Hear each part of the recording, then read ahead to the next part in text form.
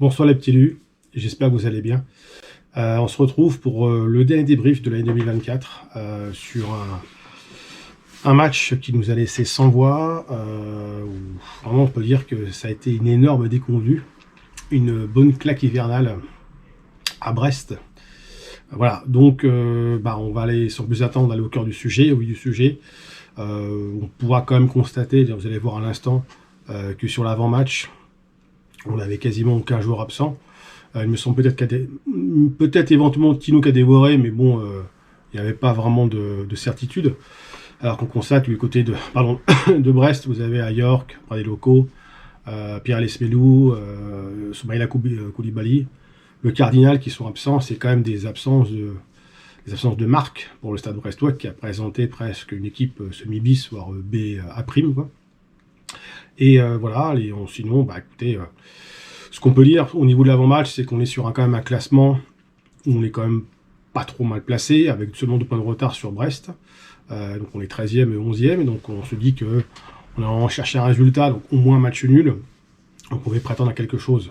Alors au moins un match nul, c'était peut-être beaucoup demandé, mais bon, on avait largement les capacités de rivaliser avec eux, surtout au vu des 2 dernières rencontres, qui se sont plutôt bien passées et bien déroulées. L'avant-match, c'est aussi les joueurs vedettes comme Simon et Abdoulaye Ndiaye qui sont vraiment les joueurs clés en attaque, notamment sur les performances du dernier match, avec un agenda sur Simon, mais bon, encore une fois, ce sont les stats et des datas, donc on va pas non plus trop inciter là-dessus. C'est un peu dans le football moderne, mais c'est pas vraiment ce qu'on recherche, et c'est pas sur quoi on va tendre. Ce qu'on pouvait dire éventuellement sur la compo de départ, on va y arriver maintenant, et c'est là effectivement où dès le départ, c'est qu'à de le dire, j'ai fait un pléonasme, de répétition, pardon. On voit effectivement que Duverne a été préféré à Nathan Zézé. C'est un choix curieux et qui aura des conséquences. On va le voir assez rapidement. Et sur le reste, bon, c'est le 5-3-2 classique, modulable, évidemment, en 3-5-2 ou en 3-4-1-2, avec le Penant qui vient toujours un peu s'intercaler, côté Albin, côté Samuel, entre les deux, et Kalgren de nouveau dans les buts. Voilà, c'était le seul changement on va dire, qu'on pouvait noter. Et sur l'équipe de Brest, on est sur une équipe en 4-3-1-2, classique, avec cette fois les absents de marque, mais malgré ça, une équipe quand même qui a fière allure, avec Magnétisme notamment, Camara, Doumbia, Kenny Lallard en latéral droit, et puis Ndiaye en défense centrale, et voilà, après il y a Kouda dans les buts qui remplace Bizot qui est le gardien habituel. Et voilà, Pierre Aïdara, latéral gauche, donc c'est quand même une équipe qui a relativement fière allure, mais évidemment qu'on pouvait, avec laquelle on pouvait rivaliser. Après, le match en lui-même, il est assez simple, hein. Il y a 2 mi-temps dans le match. Une première où on démarre bien, et après on se rend compte qu'on passe évidemment complètement au travers, hein, avec ce premier but, on va dire, que l'on encaisse, il me semble, un peu avant la demi-heure de jeu, si je ne m'abuse, où effectivement on est sur un corner qui est mal dégagé, et c'est Duverne, pas de chance, qui fait une tête axiale. Enfin, il veut la remettre comme ça, on ne sait pas trop ce qu'il veut faire, mais bon, ça vient sur un attaquant brestois qui fait une magnifique reprise de volée. En l'occurrence, il me semble que c'est Doumbia, si je ne dis pas de bêtises. On verra ça après dans le stade du match, mais voilà, on est sur déjà un premier but qui était largement évitable. Et au lieu de se remettre un peu la tête en endroit en disant bon, c'est pas grave, on l'a pris, ça peut arriver, on va pas, on va dire, se focaliser sur une erreur défensive, même si c'était une succession d'erreurs au départ. Moins 5 minutes après, sur un coup franc concédé encore par Duverne, décidément, côté droit, et qui a été plutôt bien tiré, un coup franc indirect. Et là encore, c'est Duval qui est au marquage de l'attaquant. Il me semble que c'est Del Castillo, je ne sais pas de bêtises, c'est lui, qui fait une tête, on va dire, décroisée, qui trompe forcément Patrick Kalgren, qui ne peut pas faire grand-chose. Voilà, donc, et puis j'ai un petit flashback sur le but précédent, sur la reprise de volée, et en plus, il n'y a pas le droit qui la dévie. Donc vraiment, là, en termes de réussite, on est vraiment, on n'en prend en dessous de tout, mais on ne peut pas vraiment se dire qu'on a été bien payé, mais en même temps, bon, malgré notre peu d'allant offensif, on a eu quelques situations, quelques occasions, mais après, voilà, moi, je ne vais pas aller dans le résumé du match, parce que vous l'avez tous vu, puis, dire là, quand on se retrouve à la demi-heure de jeu, mené 2-0, avec 2 coups de pied arrêtés, alors que c'était travaillé par Comboiré durant quasiment toute la semaine, à l'entraînement, et que Duverne, pauvre, il est appliqué sur les 2 buts, dont le deuxième où il est coupable, coupable, il fait faute, et après derrière, il n'est pas en marquage individuel, ça fait beaucoup. Donc forcément, on se retrouve dans une situation très compliquée. On n'arrive pas vraiment à reprendre le dessus, même si on a quelques situations, occasions en fin de première mi-temps. Et c'est vrai que ça nous laisse pantois, perplexe, en disant quel est ce choix. C'est un choix en plus qui donne tort à Comboiré, qui a clairement cherché autre chose.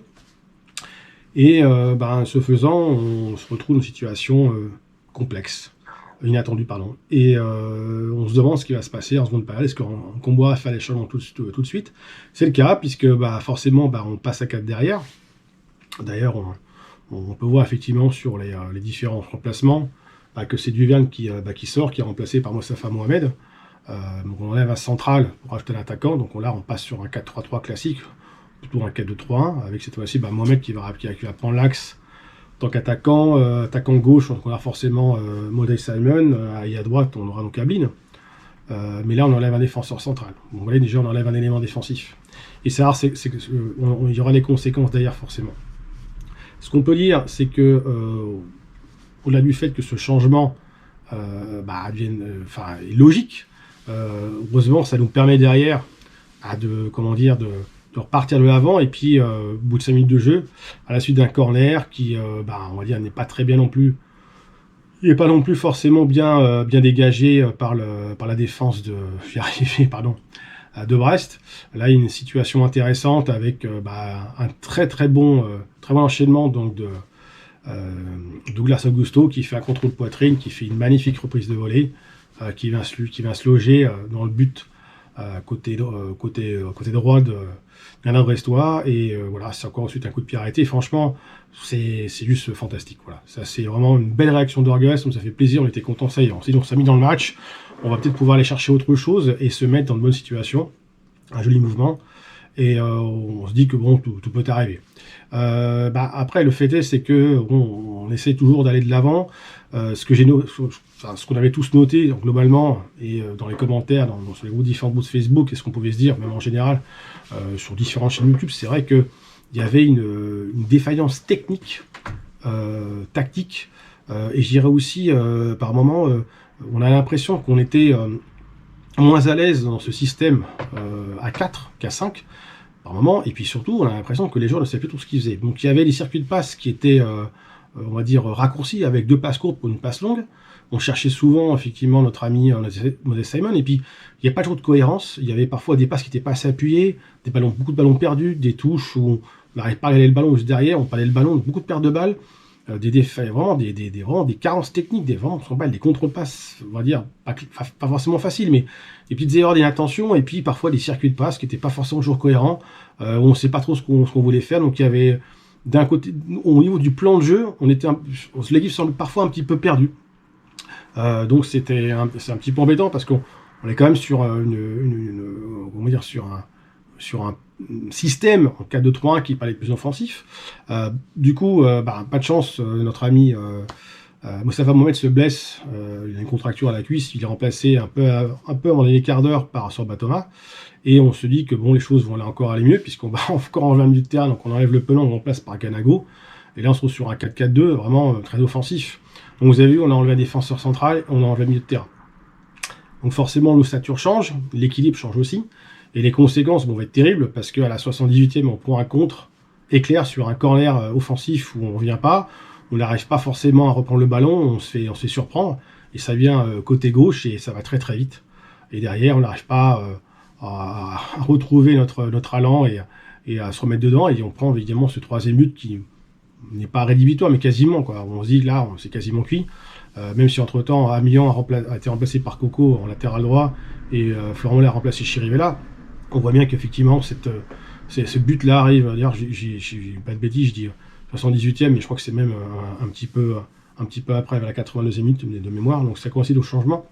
Et là, on se dit que bon, il reste quand même, il y a quoi, 7-8 minutes, avec les arrêts de jeu, c'est pour monter à 10-12, avec un but rapidement en réaction, on peut peut-être arriver à quelque chose.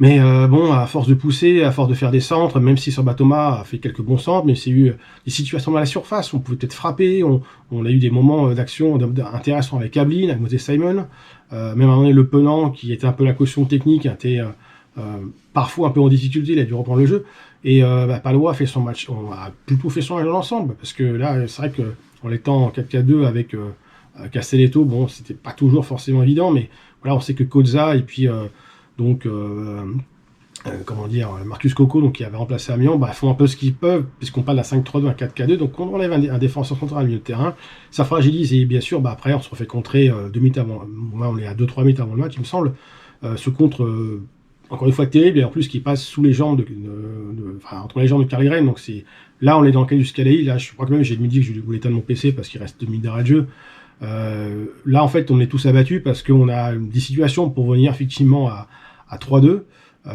et puis on se retrouve mené 4-1, voilà. Bon, là le match est plié, on s'est pris 2 contre terribles. C'est vraiment on a été sanctionné, on a été, voilà, on était, alors, on va pas dire puni, mais voilà, on s'est fait clairement, on va dire, pas avoir bêtement, mais c'est comme des situations où on aurait peut-être pu gérer si dès le départ, là, on va forcément pas charger un peu Aka, mais lui faire comprendre que, enfin, faire comprendre, c'est vrai que son choix, en fait, dès le départ, n'était pas le bon. Alors, c'est très bien, il s'est rattrapé, il a fait ce qu'il fallait, mais bon, à un moment donné, il faut prendre des risques. Quand on est mené de 1, on prend des risques, et puis quand il reste 10 minutes, il faut encore plus de risques.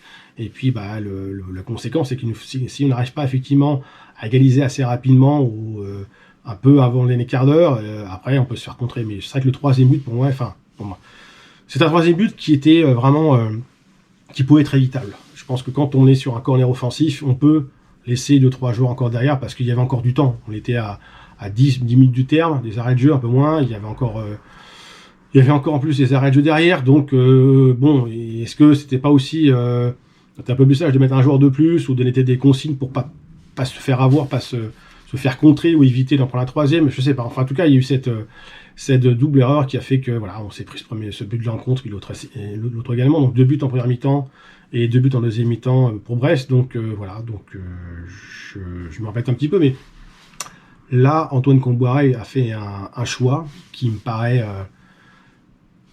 pas absurde, mais surprenant. Avoir corrigé, c'était très bien. Revenir à 2-1, rapidement, c'était très bien. Et puis derrière, on n'a pas su trouver les éléments, les arguments offensifs pour effectivement revenir à recoller au score. Et on s'est fait sanctionner 2 fois sur 2 contre. C'est très dur, là. C'est le football, c'est cruel. D'ailleurs, quand on voit les stats globales du match, on voit bien qu'effectivement, dans la possession de balle, ça s'est pas mal équilibré sur l'ensemble de la rencontre. Après, en termes de tir, c'est 13, arrêt du gardien, les corners, on en a même effectivement, là je vois 5 corners et 0 pour Brest. Moi je pense qu'il y a une petite erreur, effectivement. Là c'est l'ensemble du match. Après, je dirais que si on regarde le nombre de tirs, bah, effectivement, bon, on est quand même sur les stats assez équilibrés. On a quand même 7 tirs cadrés, 7 tirs cadrés de notre côté, eux de leur côté 8. Enfin, il fera sur le poteau, voilà, donc 3 tirs encadrés seulement de chaque côté, donc voilà, c'est un ratio intéressant, donc c'est plutôt équilibré, mais nous on a été, voilà, beaucoup de tirs dans la surface, effectivement. De l'autre côté, bon, on a manqué d'efficacité devant le but, parce qu'avoir autant d'occasions, autant de tirs cadrés, autant de situations dans la surface et marquer qu'un seul but, c'est trop peu. Voilà ce qu'on peut dire sur ce match. On va bientôt arriver à la fin du débrief, parce que je pense que tout a été dans les grandes lignes. C'est très dommageable, c'est regrettable d'en arriver là, mais c'est comme ça fait partie du football, ça fait partie de plein de choses. Ça fait partie effectivement de situations qu'il faudra peut-être corriger à un moment donné. Et bon, bah, on pourra éventuellement à un moment donné se poser les bonnes questions et voir ce que peut faire éventuellement Kombouaré à la trêve. Même si là, quand on va le voir sur le calendrier, c'est un programme qui est assez chargé. Je ne parle même pas de Drancy qui va arriver le week-end prochain.